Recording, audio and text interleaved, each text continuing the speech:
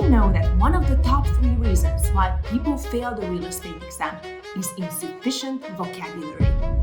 It's like trying to assemble a complex machine without an instruction manual. A certain path to frustration and failure.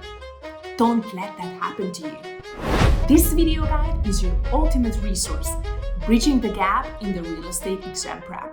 So get ready as we reveal 30 essential terms that will help you crush your exam with ease and confidence. Time for the first term, Freehold Estate. Take a few seconds and think about the definition.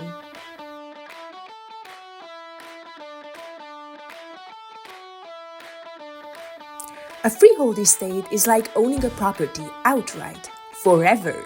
You get to enjoy all the benefits and rights of owning that property without any time limitations. It's different from a leasehold estate where you have the property only for a specific period. Next term, let's go for it. Effective age. Take a crack at it. You've got this.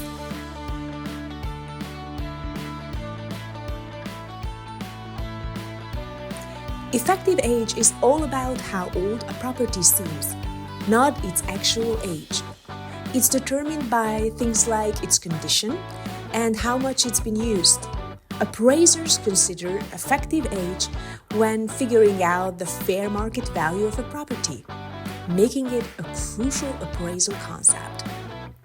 Time for another term, easement. Guess what easement means?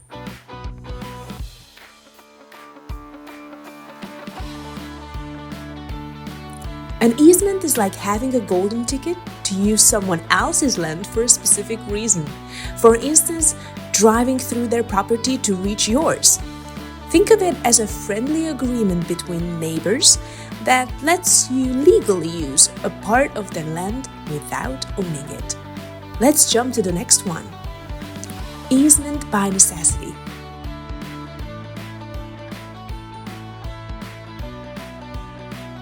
An easement by necessity is a special type of easement created by courts to ensure you can access one part of your land by going through another part. It's similar to an implied easement and is only granted when absolutely necessary for you to make proper use of your land. Moving on, easement in gross. Can you decode this strange term on the spot?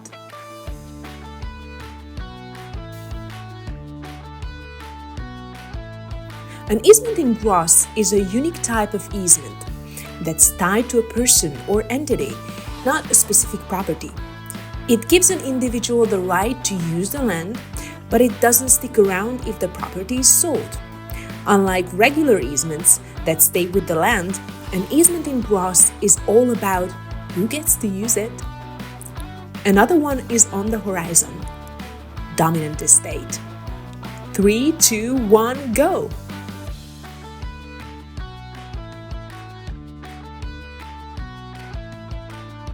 A dominant estate is like the cool kid in the neighborhood who gets to use someone else's property through an easement. Think of it as the property that gets special privileges, like having a private shortcut through another piece of land.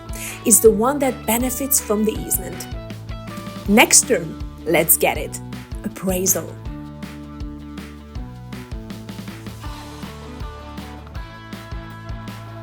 An appraisal is a professional evaluation that estimates the value of a property. It's a crucial step in determining how much a property is worth in the current market. Now that you know what appraisal means, let's see who an appraiser is. Take a few seconds and come up with your definition.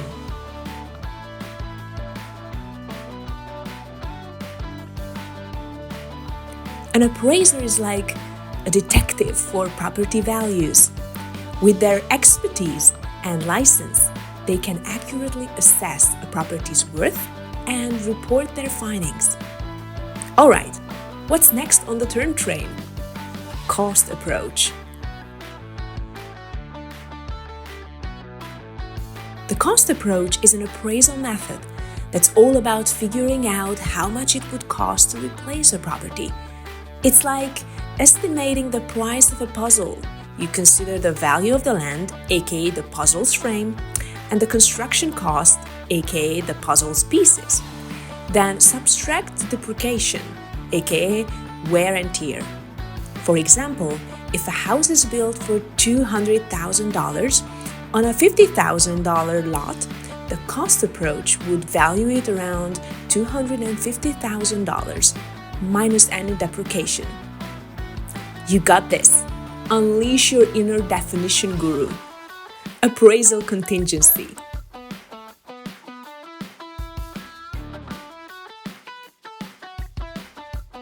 An appraisal contingency lets buyers back out if the property appraises below the agreed price. Banks often require appraisals to ensure the house's value matches the offer, protecting buyers and lenders from overpaying. It's a safety measure against financial loss. Bravo! Here comes another one. Lot and block.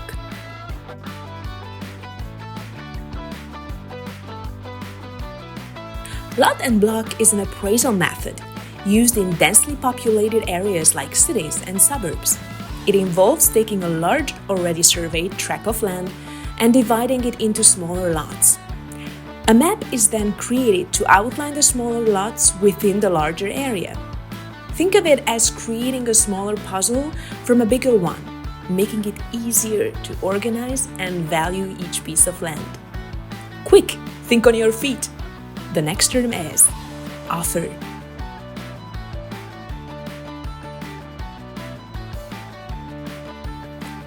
An offer is a proposal made by one party to another, laying out the terms and conditions under which they are willing to enter a contract.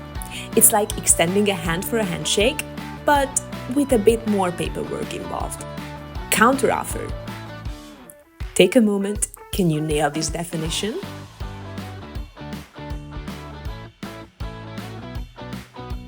A counteroffer is a response to an initial offer that suggests different terms or conditions. It's like saying, thanks for the offer, but let's try this instead. Effectively replacing the original offer with a new proposal. Switching gears to the next term, buffer zone. What does buffer zone mean?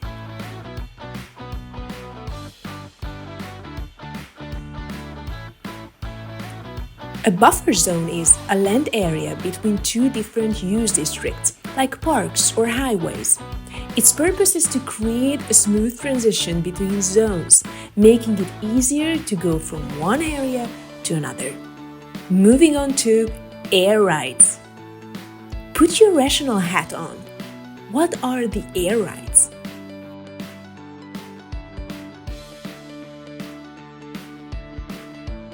Air rights grant permission to use the space above the earth, like building skyscrapers or operating aircraft. Simply put, they are the rights to use the sky. Alright, time for a new challenge. Agreement of sale.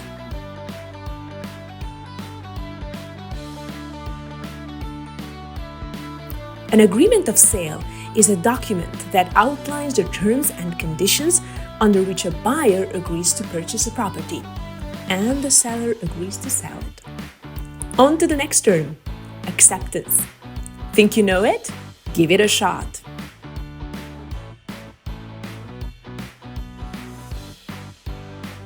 Acceptance is the moment when the seller agrees to the buyer's offer in a real estate transaction.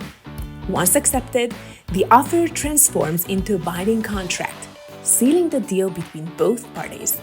Consider it the I do in the agreement of sale. Next term, let's get it. Novation. Ready to take a guess? Go for it.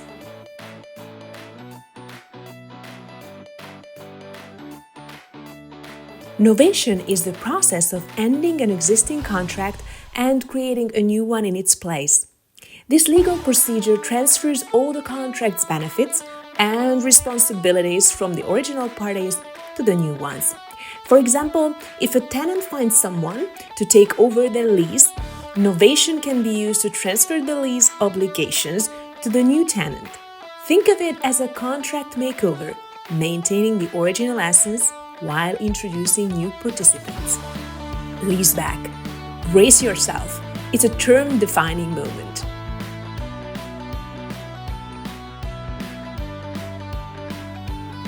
A leaseback is a financial arrangement where a company sells its property and then leases it back from the new owner. In this transaction, the seller becomes the new tenant and the buyer takes on the role of the landlord. It's like hitting a reset button on property ownership while still enjoying its use. Let's conquer the next term, lease termination. Got a hunch? Bet you do.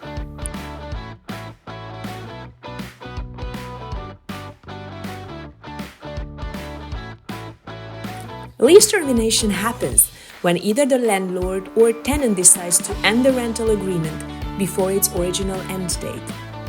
Though not usually permitted, there are specific situations where terminating a lease early is acceptable. Lease option. Stretch those definition muscles. You can do this.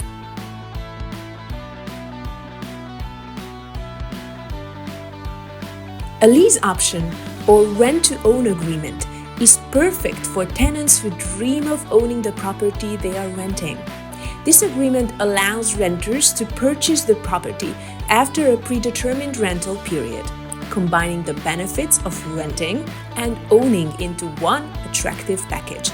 It's like test driving a property before making the big commitment to buying it. Let's tackle the next one, lease expiration. What's this term about?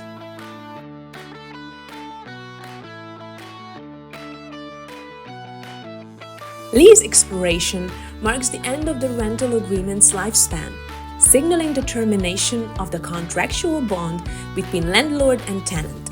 When a lease reaches its expiration date, the terms and conditions of the lease are no longer enforceable. Alright, what's left? Implied grant.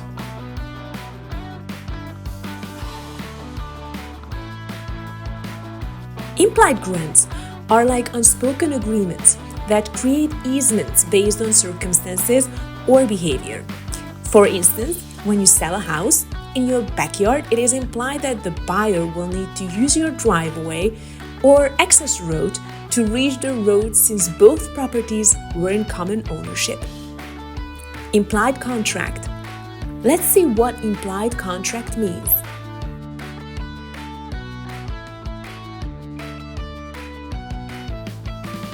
An implied contract is a legally binding agreement based on actions, conduct, or circumstances, even though it's not explicitly stated in words.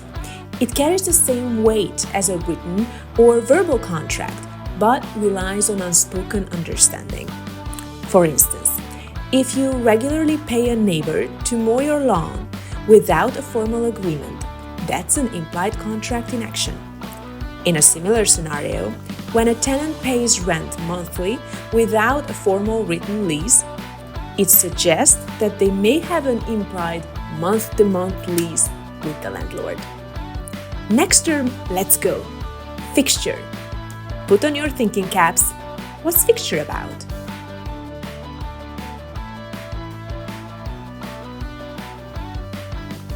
In real estate, a fixture is an item initially considered personal property, but becomes part of the real property when it's permanently attached or legally added to the land. Essentially, it's when personal items transform into real estate features due to their connection with the property. Contingent property. Go ahead, take a wild guess.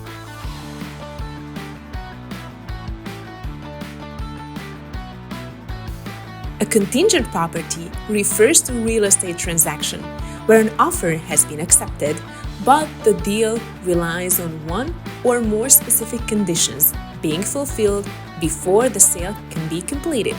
It's a property sale with a built-in if-then scenario. Hang in there, we are getting close to the finish line. Financial contingency.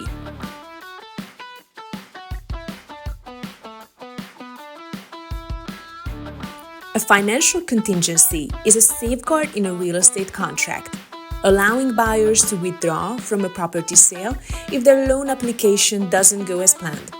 It protects buyers when financial issues arise. Consideration. What's your take? 3, 2, 1, go!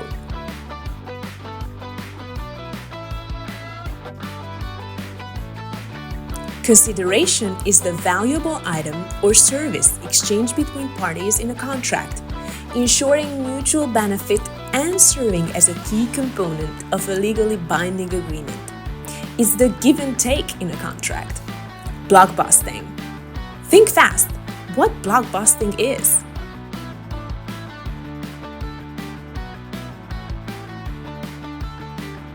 Blockbusting is an unfair tactic where homeowners are persuaded to sell their properties below market value due to a supposed decline in the neighborhood's desirability, often fueled by discriminatory beliefs about minorities moving in. It's a shameful practice that exploits prejudice for profit. Here comes the last one. Abutting. Ready, set, define.